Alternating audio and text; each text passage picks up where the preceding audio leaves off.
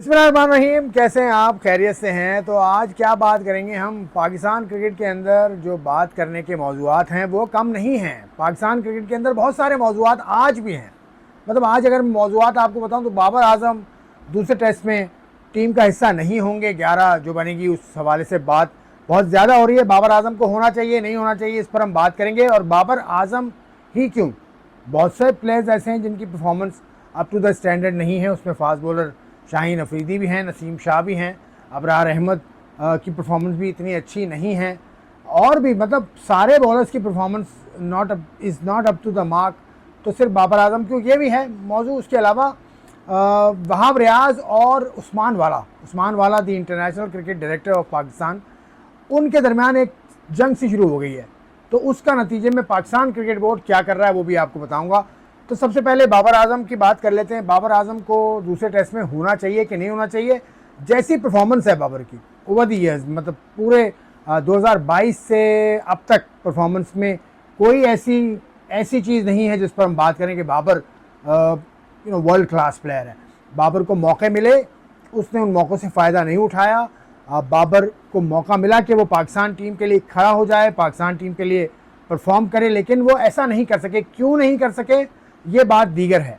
यानी flattest of pitches के ऊपर भी उनकी परफॉर्मेंस वैसी है जैसी परफॉर्मेंस उनकी ज़रा ऐसी पिचेस पर हो जो मुश्किल करती हों। तो बाबर आज़म खुद कसूरवार हैं, लेकिन क्या सिर्फ बाबर आज़म ही कसूरवार हैं पाकिस्तान क्रिकेट के यहाँ तक पहुँचने में? लेकिन he is one of the biggest culprits, no doubt about it, लेकिन he is not the only culprit. वो उसकी वजह यह है कि पाकिस्तान क्रिकेट में ऊपर जितनी तब्दीलियाँ हुई हैं 2022 से लेकर अब तक, यानी चेयरमैन चेंज, पीसीबी ने चेयरमैन के चेंज होते ही पीसीबी चेयरमैन ने उसने कोच चेंज कर दिया, उसने सिलेक्शन कमेटी चेंज कर दी। सिलेक्शन कमेटी में जो लोग रद्दोबदल होके आए हैं, वो मैं कहीं पढ़ रहा था, वो 35 से 40 लोग आए हैं। और सिलेक्शन कमेटी के चेयरमैन कितने ज़्यादा है? मोहम्मद वसीम पहले चेयरमैन, उसके बाद फिर आपके पास चेयरमैन चेंज हो गए, शाहिद अफरीदी आ गए, हारून रशीद आ गए, वहाब रियाज आ गए, उसके बाद चेयरमैन लेस कमेटी आ गई। तो बहुत कुछ चेंज हुआ है। तो ये सारी चीज़ें भी मलूज़े खातिर रखनी चाहिए। लेकिन बाबर आज़म को क्या ड्रॉप करना बनता है दूसरे टेस्ट के लिए? तो मैं कहूँगा कि नहीं, आप मौका दीजिए, उसको मौका दीजिए। ये सीरीज़ चैलेंजिंग है और पाकिस्तान के वो टॉप बैट्समैन तो हैं, इसमें कोई शक नहीं, लेकिन उनको आप मौका दीजिए, पूरा मौका दीजिए। 3 मैचेस की सीरीज़ कराएं, उसके बाद उसको आप आराम कराएं, कुछ भी कराएं, डोमेस्टिक खिलाएं, कुछ भी कराएं, क्योंकि आपने डोमेस्टिक खेलने की तो आदत डाली नहीं ना। बॉलर्स की तो आप क्या बात है, शाहीन अफरीदी, नसीम शाह, अबरार अहमद, ये 3 आपके मेन बॉलर्स हैं। ये डोमेस्टिक क्रिकेट नहीं खेलते इतनी ज़्यादा।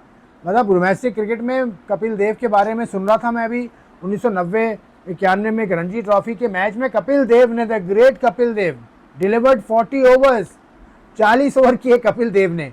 वसीम अकरम भी ऐसे ही करते थे, वकार यूनुस भी ऐसे ही करते थे। ऐसे बॉलर नहीं बनते। फिर लेग स्पिनर आपके पास कोई भी नहीं है इतना आला मैार का। उसकी वजह भी यह है कि वो डोमेस्टिक क्रिकेट में नहीं करते इतनी ज़्यादा बॉलिंग। तो बहरहाल ये सूरत हाल है। ये तो पाकिस्तान की क्रिकेट टीम के जो करता धरता हैं वो लोग देखेंगे।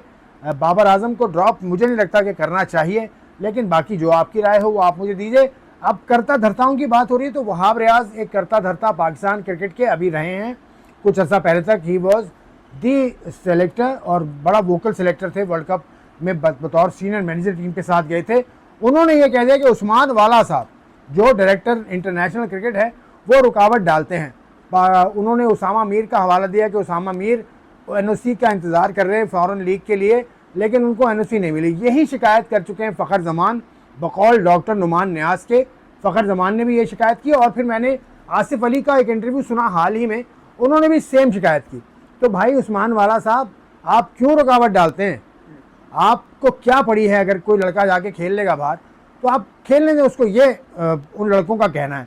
तो वहाब रियाज ने ये बात की सलमान बट और हाफिज़ इमरान के एक यूट्यूब शो पर, और उसको ट्विटर पे जब डाला, एक्स पर जब डाला, तो उसमें उस्मान वाला साहब ने फ़ौरन रिएक्ट किया और उन्होंने कहा कि मैं इस चीज़ की तरदीद करता हूँ। उसके जवाब में वहाब रियाज ने यह कहा कि भाईजान मेरे पास आपके स्क्रीनशॉट्स मौजूद हैं, तो ये तरदीद नहीं चलेगी, स्क्रीनशॉट्स में रख दूंगा अगर ऐसी बात होती है।